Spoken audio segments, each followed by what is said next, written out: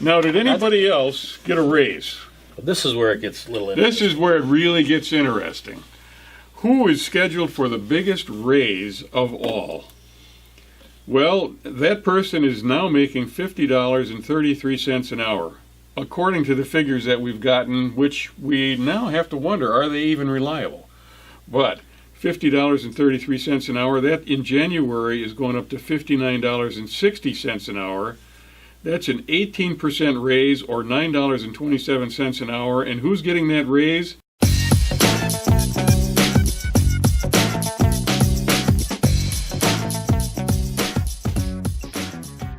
Well, here we are again. Welcome back to Talking Racine. I'm Dr. Ken Jorgen, your host.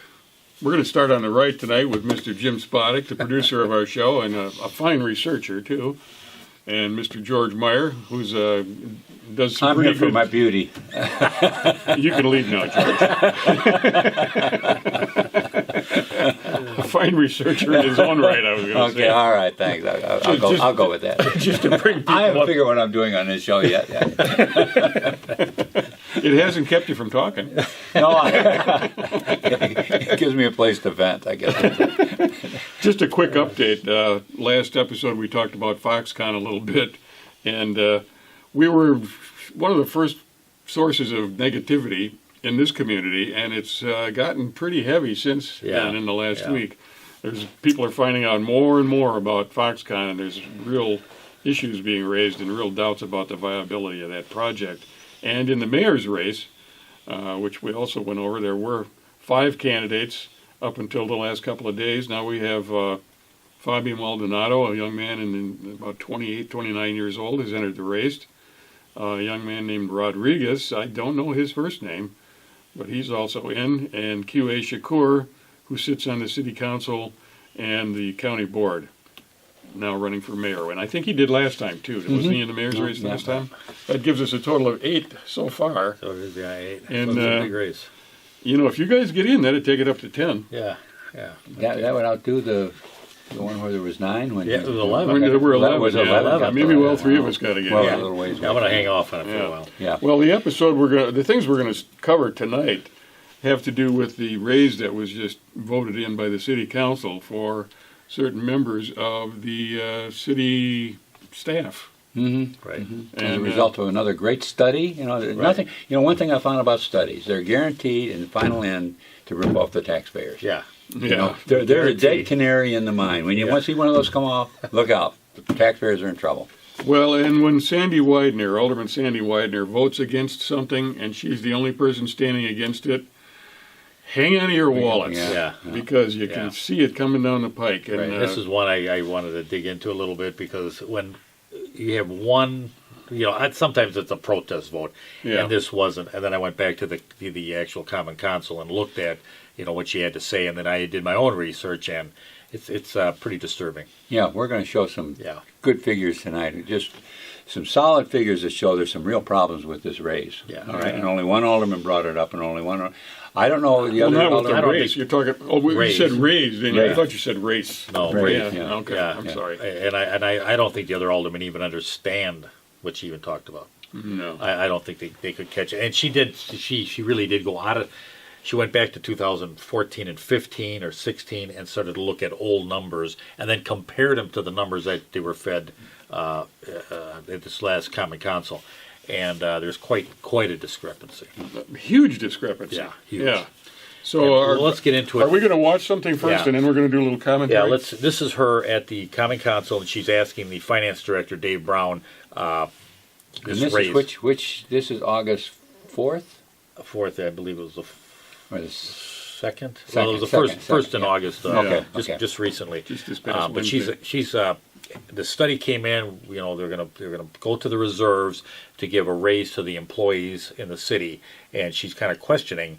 How are we going to fund this? Yeah, and philosophically, by the way, I mean, just accounting-wise, it's very poor way to give raises to people. That Oh. should be out of your operating expenditures. It should be And it based should on be income, budgeted. not your reserve, which is like your savings account. Right. And say, okay, well, now we're going to give raises and we have no money to cover it, so we're going to take it out of our reserves. Right. That's a good way to just get rid of reserves That's a over the good way long to- haul. yeah. Well, and Yeah. the reserves, which and she's going to go over it in this clip, the reserves is the one good news that this city Yeah, has had. You know, the one good financial aspect of our report. I mean, housing is in bad shape. The streets and roads are in bad shape. The total of the equalized value was in bad shape. Yeah, the one good thing we had going for us was the With reserve the fund. reserves. And Right. protect us against bond increases in bond Right. rates. Because That the was- bonds would look at it and say, well, they've got a lot of money in reserve, so we don't have to raise those rates, even though their assessed value is $3 billion and Kenosha's $5 billion. So there's a definite Yeah, change that's the here. total value of The privately properties. owned property. Right. Yeah. Go ahead and All punch right, it up. let's Jim. see what we got here.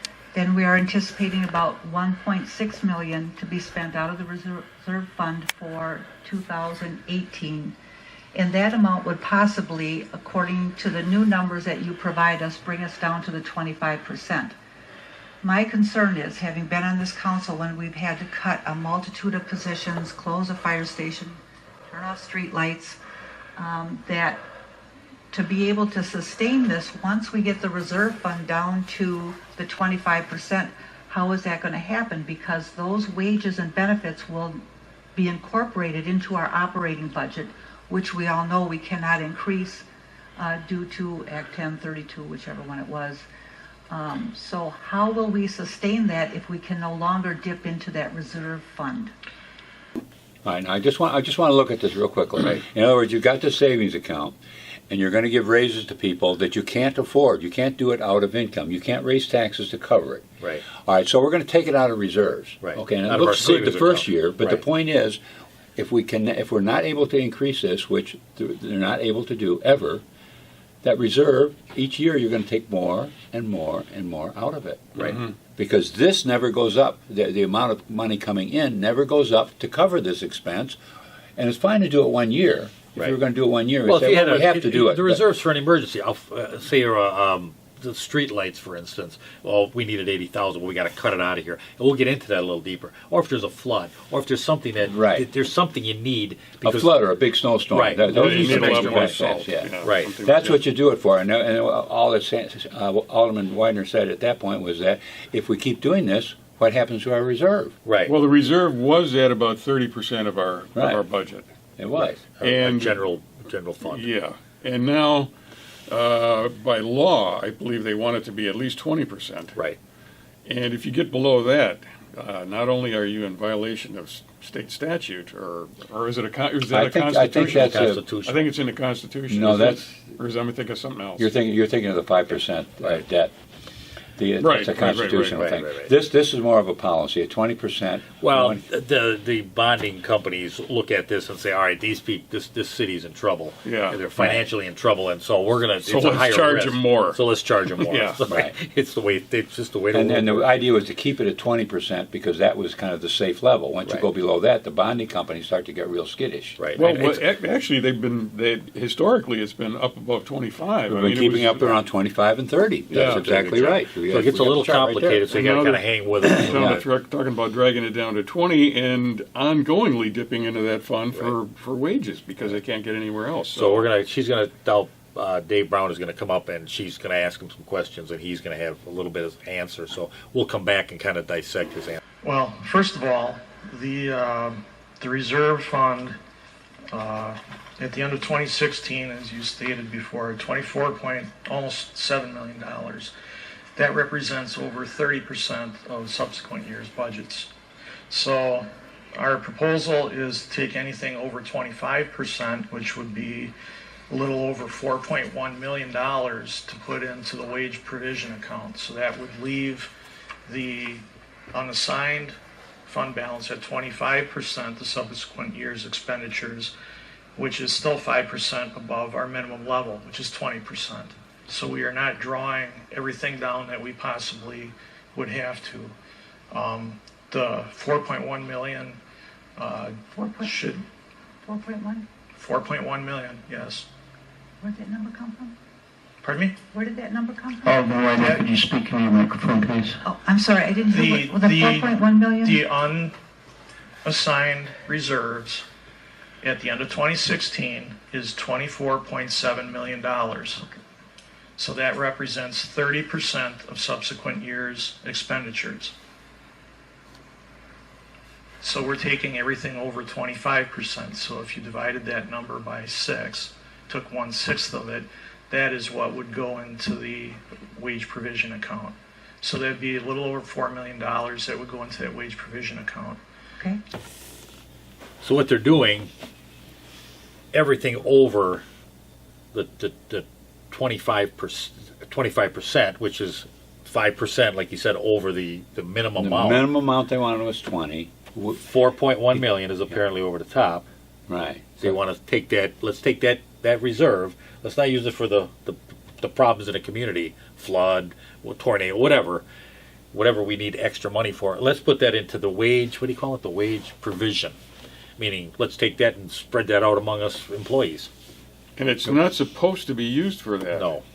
I mean, you can do that on an emergency basis, You, but you you do should, it in a budget. Yeah, when Yeah. a budget time comes, are we going to give the engineers a raise? Are we going to give all the sanitation engineers a raise? I mean, that's how you do it. That in a was budget. that You don't is the come in the most- middle of the year and say, "Hey, let's divvy out some raises." Exactly. That's the most wildly undisciplined part of this whole Yeah. issue, and that is the fact that there's a budget already set up for this year, for 2017. Right. They went through excruciating maneuvers during the end of 2016 to get this budget written out, and this is what we're going to be. And now it's like once they get it, who cares?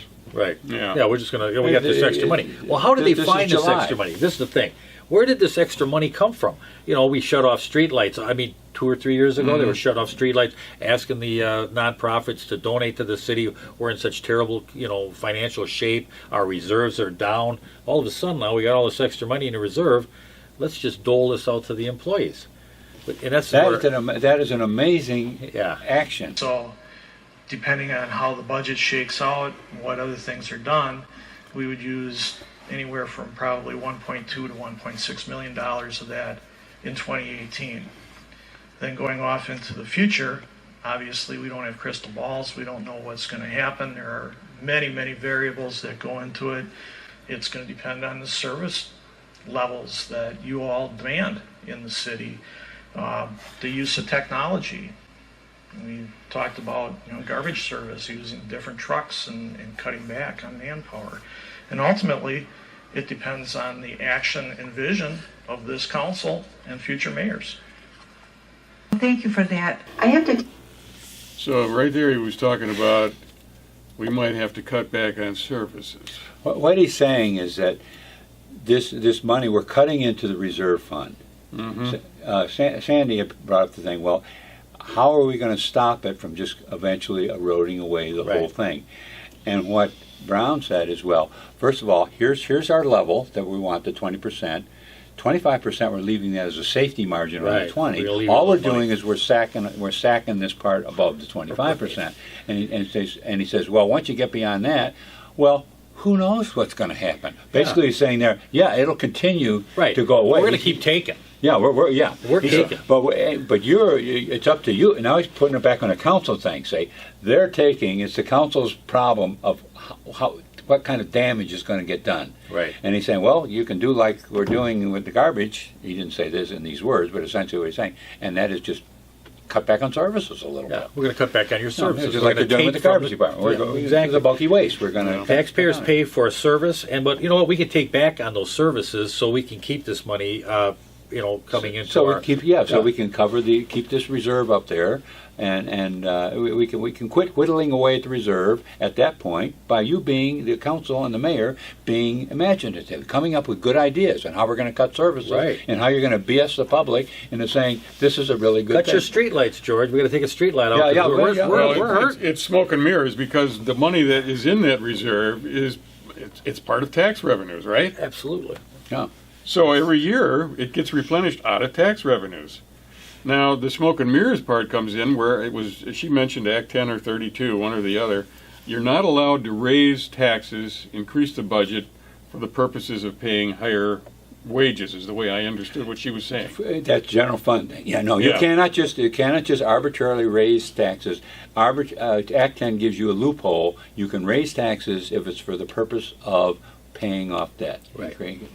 But for just general expenditures, you can't just say, well, costs are going up. Right. We have to raise taxes. So they're slipping it in the back door, basically. They're putting, Well, yeah, they're they're taking it out of the reserve fund rather than making it look like it's coming out Because of they the can't budget. raise taxes. Yeah, So exactly. they're taking it out of the reserve, Right. Well, which is they a can raise misuse of taxes, reserve. but they can't raise it for that purpose. So they'll raise No. it for some other purpose and then divert the money to it through the back channel. Well, what they've done already is they've taken some wages and salaries and they put it on the capital improvements. Well, once you put it on a capital improvement, now you're borrowing to pay those wages. Right. Okay, so now we've gone into deeper debt. So now we can increase taxes To cover see, up that to debt. cover that additional debt. I mean, And that's the way they sneak in the Yeah. tax rate increase through the back door. All right, let's just go one other step.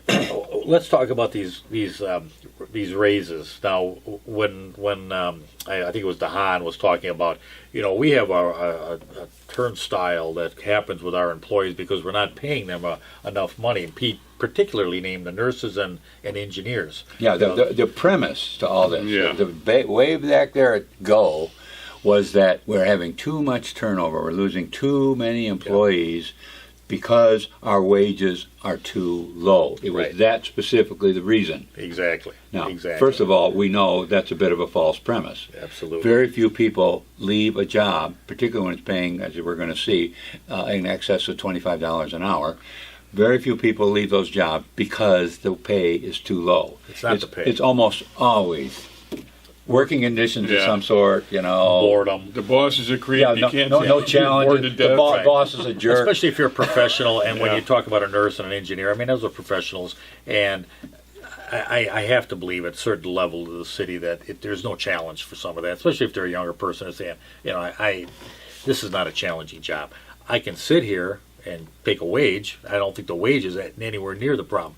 I think there's other things that happen, or maybe there's just not enough work and we're a little bit bored and we're trying to find things to do. Well, I tell you what, why don't we go back and listen to some more of what he has to say, because he's setting himself up here, and we're going to drop the hammer. Yeah, let's go. I have to tell you what really concerns me. I based my opinion regarding if this was a good idea or not on the documents that were provided to us, the council, in both 2015 and 16 regarding the budget and the presentation. So I made copies of the undesignated fund page from 2015 for 2016 to provide to all the council members.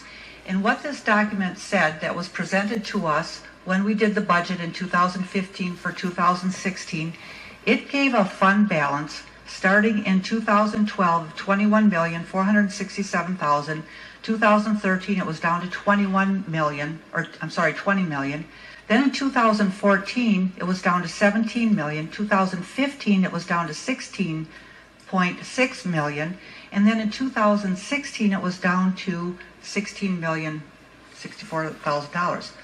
Or another way of looking at it is with the chart that is provided with those numbers. And what the chart tells us is in 2004 we had a fund balance of 32.5 that dropped down in 2005 to 29, 2006 to 27, went back up in 2007 to 28, stayed at 28 for a couple years, went back up to 30 in 2010, and then it dramatically dropped over those next couple of years.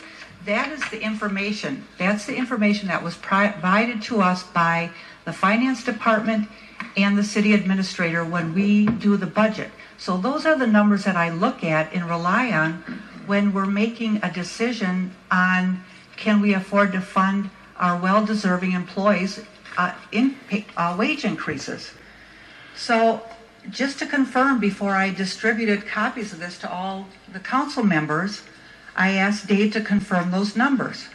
So he comes back and says, oh no, these documents that he was provided during the budget period last year and the year before are incorrect. The actual numbers, for example, for 2014, what I believe to be $17,404,000 were actually $21,606,000.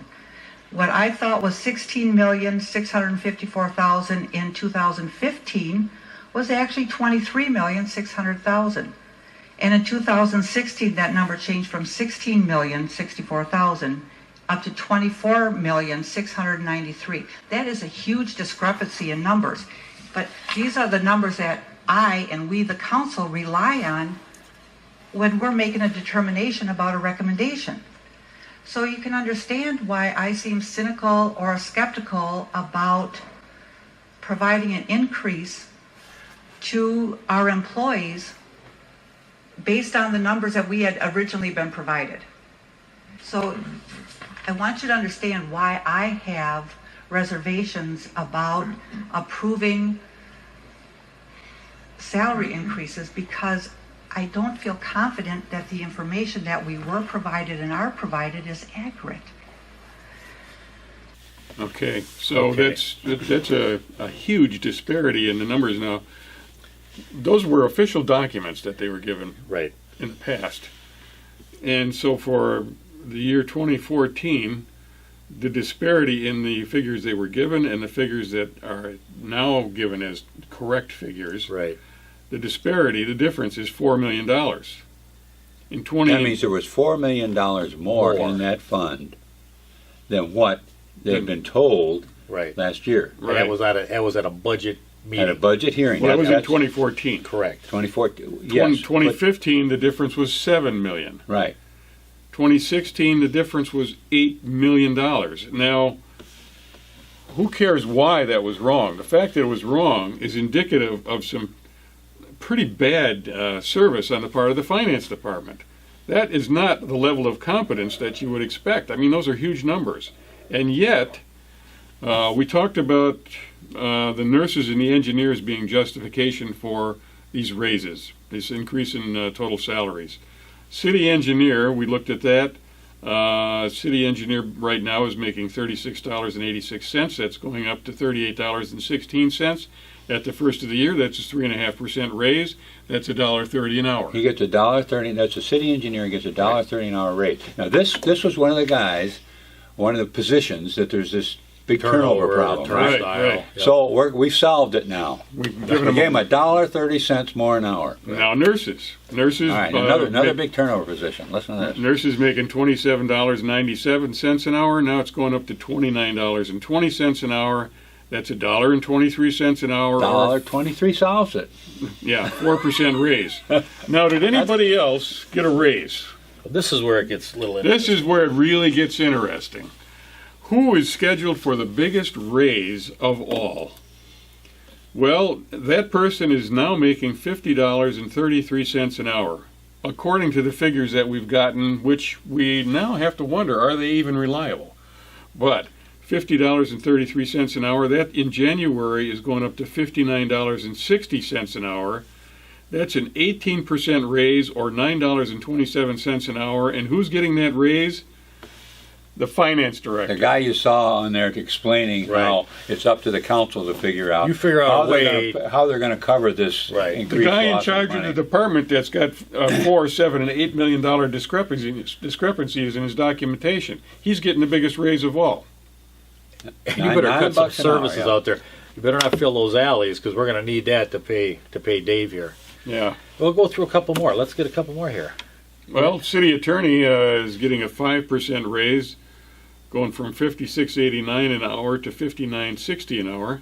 That's $2.71 an hour. And the city attorney is not even a full-time position, because the guy that we've got as city attorney is working as a municipal judge in Lake Geneva. So this is for not even a full-time position. City administrator was hired in at $67.31 an hour. And the city administrator is the guy who's like head cheerleader for the arena project. Director of city development, that's Amy Connolly, who came up from Tinley Park, where she was sued by that municipality and actually fired. She was hired in at $56.13. She's getting a little bump in January up to $56.96. That's a 1.5% raise. But you know. Here's where I kind of want to, before we go back to this, we had brought that reserve down, at least to the common council, fraudulently, to cut street lights, to lay off employees, to set a stage to manipulate the representatives of the taxpayers. Now, boom, all of a sudden, this money appears, it's back up here, but who takes it but the city employees? Who's running the city? And I believe your city staff is now running the City of Racine, and I've heard that, and actually Alderman Widener has said that the staff is now running the City of Racine. And I believe that was a setup by John Dickert, because now when he left, he sets up this stage where he can dictate from afar, and I believe he's still doing it. Well, you know, it takes us back to the firewall. The staff takes the power and the authority away from the alderman by keeping the information the aldermen need to operate with secret. And you saw, in fact, it's even misleading. You saw what Alderman Widener pointed out there. This $8 million, $7 million, $4 million discrepancy in the reports they're getting. They're making a decision based on that type of information. So it's bad enough that they can't even get information. It's really hard to get information out of it. Right. And then the reason the staff does that is because they can keep the information away from the council, the governing body, then they maintain control. You can't control something unless you know about it. Knowledge and control are very tightly intertwined. You can't be totally ignorant of a situation and maintain control of it. So that's what's been set up, and you're right, Jim, is that the staff is running the city right now, and they do it through manipulation and things like you saw what Dave Brown stood up there and said. We're taking the money, and it's up to you to come up and be ingenuity with your ingenuity, and you're going to rescue the day. Yeah. Gutsy. Yeah. Is this fraudulent? I mean, isn't this fraud? If this was in the private sector, if this type of information was going out, this was publicly traded stock, Right. somebody would be going to jail Yeah. with this type of information out Right. there, because the stockholders, by law, have a right to know what's going on. They must be allowed to get good information out of the corporation in which they're investing, And that's through the board of directors, and in a city, the board of directors is like the it's city the council. Right. Yeah, right. It's just the government operates under different auspices. This is exactly what happened at Machinery in private Row. sector, yeah. This is Machinery Row. Again, Yeah. this is another one that money was manipulated, and a secret slush fund was set up on Machinery Row. A complaint was filed. Law enforcement has done nothing. I don't suspect law enforcement will do anything here. They close their eye to white-collar crime. The City of Racine, it just shows up. Now, these are actual documents that have been presented to the Common Council. Nothing's going to be done. Your law enforcement will do nothing. So And it's up to the citizens to take this city back. Yeah. That's right. Politics is a very strong influence on things, and politics tends to take legal procedures and kind of shove them aside for political reasons. Yeah. And that's what you're seeing here now. No one wants, no police, nobody in the police department wants to come up and arrest the mayor because or David Brown or something like that. Right. It's just not going to happen. Politics reigns supreme in government, Yeah. unfortunately, and that's why it's up to us as individuals to know what's going on, and then we do the best we can to get some honest politicians in there, which is really hard. It's really difficult. Because Well, they're swayed by the money. Yeah, Power and money. Yeah, and it's run with lies and innuendos and misconceptions and all the stuff we're seeing right here. I mean, and I go back to this. I mean, here it is. You've got this whole scenario set up where we're talking about millions of dollars that have been hidden for raises, we find out now. But Yeah. when I see Dickert resign and Corey Mason walks up there the same day, this is a setup.